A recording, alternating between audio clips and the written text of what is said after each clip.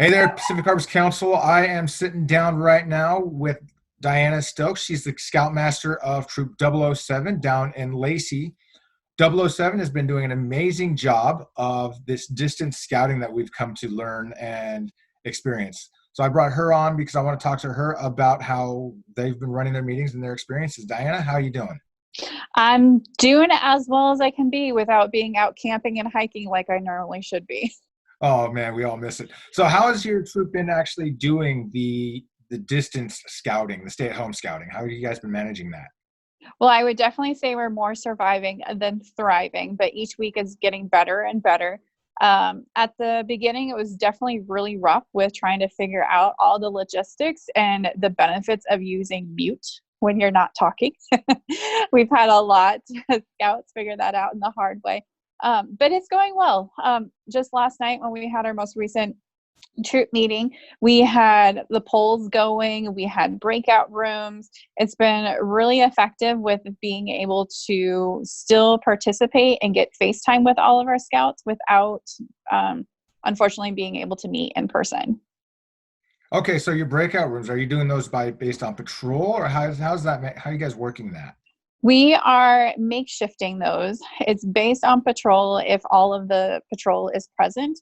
And if not, we kind of mix in between if one patrol is a little bit smaller in presence.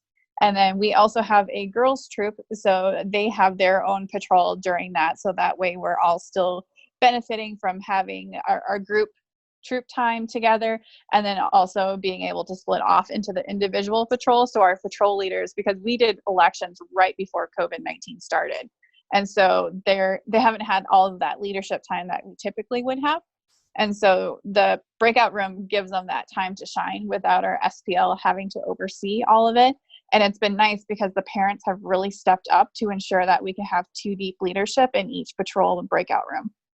Oh, okay. Yeah, I was going to ask how the support has been from your parents and your leadership. Is there still a pretty strong presence there, or have you noticed that the presence, especially the parent presence, is stronger now that everybody's meeting from home? I would say it's definitely a lot stronger right now. One of my ASMs, her son's the SPL, so it kind of works out better for coordination purposes. But she reached out to a bunch of different adults that are registered with our troop, so that way we could do the breakout rooms. Because initially, when we tried to do the virtual meetings, we weren't doing the breakout rooms, and it wasn't working. Trying to have 17 to 25 people in a Zoom meeting without having a lot of structure. And so by incorporating those parents, we were able to break out into the breakout rooms and have the smaller groups to get that more of a patrol feeling, even though we're still all trying to figure everything out. Oh, wow, that's awesome. So how have you been? What kind of activities have you been doing with your meetings? I know for some of the troops during the regular meetings, they're packed. They're building fires if they can, or they're setting up tents and things like that. So what kind of activities have you been holding during your meetings, since we're not all here working on the same tent, or we're not all Yes. at the fire pit?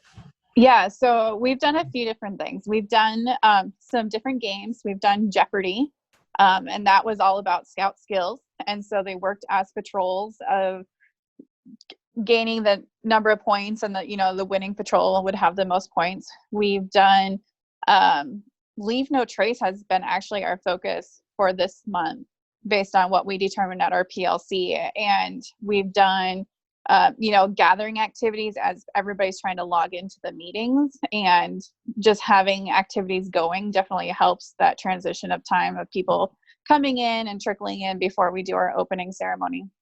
And so we've had match and find games. We did decomposting last night. How long does it take for something to biodegrade? Other things that we have on the calendar for upcoming meetings is doing a knot tying contest. And one thing that I'm working on with our COR is we're actually going to be sending out kits to all of our scouts that has, because we're going to work on lashings. So we're purchasing dowels and paracord in mass quantity. So that way they can work on their lashings at home and have it small enough that it can fit in front of like a computer screen, and while we're working on it together at the meeting. Wow, that's amazing. And so you're keeping your scouts engaged. Um, I know for planning purposes, it's kind of hard because we don't know when the social distancing is going to really lift for us. So how has that kind of affected your camping schedule? Because I know you guys are really active in hiking and camping and stuff down there in Lacey. So how has that affected Yes. your camping and outdoor activities, like the last few months, and then moving forward as we start looking at these restrictions lifting? April was definitely a fluke with everyone, trying to figure out what's happening and how long it's going to be. So May, we're kind of getting back into the true scouting groove and incorporating outdoor activities. As a troop, we participated in the national camp-in across the country. So we were all able to do that. And we had a couple check-ins. So we did a check-in Friday night for those that were camping. And then we did a couple on Saturday. And like, hey, what do you think of what's happening so far? And we actually had different scouts working on their rank advancements during that time. And we're checking in with Scoutmaster and ASMs during that time so we could sign off on ranks. Additionally, one thing that we're doing this Saturday actually is we're doing a virtual hike. So everyone will be able to come together virtually through our Zoom meetings, and we'll check in, talk about where we're going. Everyone's going to show their 10 essentials because we need to be prepared regardless if we're together or not. And we're going to do, 10, 15 minutes beforehand. And then a couple hours later, we'll do another check-in. And I know I have scouts that are going to work on their hiking merit badge and try to get a 10 miler. I have one scout that's definitely working on their 5 miler for their second class. So everyone is able to go wherever they're able. So whether it's hiking around their neighborhood or if they're actually hitting up a trail, but everyone will get to do that on their own, and we'll come together at the end and just talk about what we saw, how was it, and just have that FaceTime. Oh, okay, that's awesome. For so last month I talked to Roger Neal about safety and security in terms of using Zoom or any of these social meeting platforms. How has you guys been setting up your troop meetings for security purposes? Like one thing is you and I are talking right now, I'm watching the participants list because this isn't a password protected meeting. So that's just part of my security features. So I'm watching to make sure it's just you and me literally in this. Mm-hmm. So how have you guys been managing that? So with Zoom, there's a couple of different options that we can incorporate. So we do have a password enabled in order to join the meeting. But as the host of the meeting, I have to let each participant in from the waiting room. And so if it's a name or their username that they use, because some don't like to use their personal name, I will have to click each person in manually. And that really helps with having the gathering activity, because then I can focus on the first 5 minutes or so of the meeting, letting people in, and not have to worry about, is the meeting, going smoothly? Is the SPL on point with what he needs to do?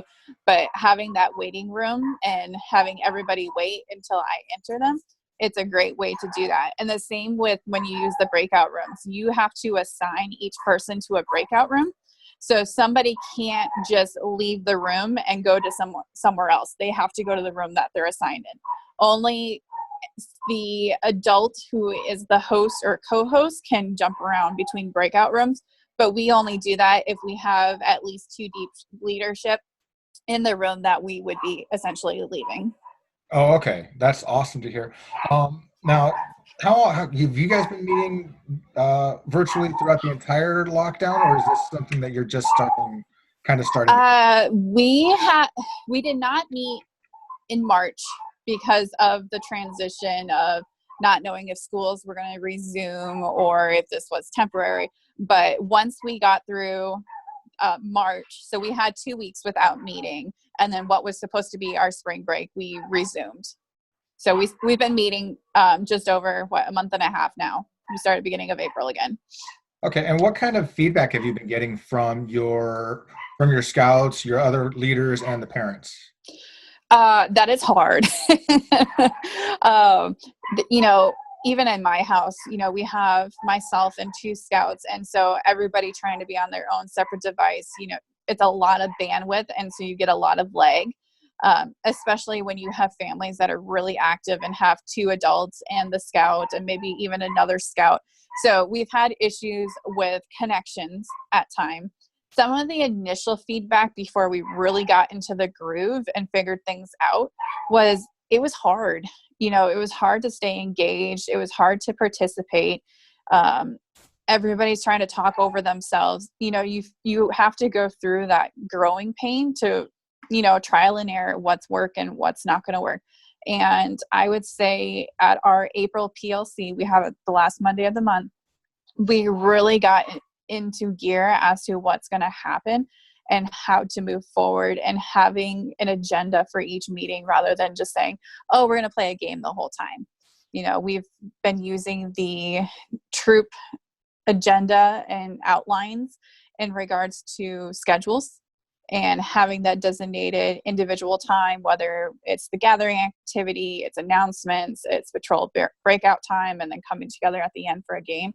That routine has helped with the flow, and it's kept our scouts more engaged. And the ones who have been quiet through most of the meetings are coming out of their shell and warming back up like they were in in-person meetings. Man, that's amazing to hear. I love hearing, and I follow a lot of scouting programs nationwide, and I love hearing this massive success story from my own backyard. That you guys, even though we're distant, are still thriving. From what I hear you telling me right now, you guys seem to be thriving given the tough conditions we have. Yeah, it's definitely had its challenges, but you know, a scout is prepared and they're thrifty. And, you know, we try to come up with everything. You know, it's really awkward, but at the end of our meetings, we're still ending with Vespers. So although we're not, you know, linked hand in hand, we're still, you know, connected through that. And I think having that connection also helps just keeping everybody in point. I've heard so many units just not even, not sure what to do. And I highly encourage everyone to try virtual meetings and try to get going. We're even having virtual committee meetings again, just to make sure our committees are staying, you know, connected, and that they're able to help the troops with what they need. So that things are happening, even if we're not in person, we're still getting by. No, that's amazing. Do you have any tips for anybody who might be on the fence for you doing something like this, or kind of not sure how to make their programs better? I would say just do it. Really just get in there and try it. Zoom is offering free accounts. There's other platforms you can use too if Zoom is not an option for you. And just try. You're not going to know if it's going to work or not until you've actually tried. And just know, like when you're starting a brand new unit from scratch, you know, there's the trial and errors, there's the growing pains, but you just keep going at it because you know what scouting is going to do for the scouts. You know what it does for you as a leader and seeing that growth. And so just keep them engaged. And now is a great time to be inviting friends that may live on the other side of town to recruit. You know, they don't have to leave their home now. You know, they don't have to get dressed. This is a great time to get people into scouting and to find out what we can offer as a council. Awesome. Diana, hey, thank you very much for taking the time to talk with me. If you have anything you need, just feel free to let us know at the council or your district level. Thanks so much. We appreciate you taking the time. Yeah, thanks for having me.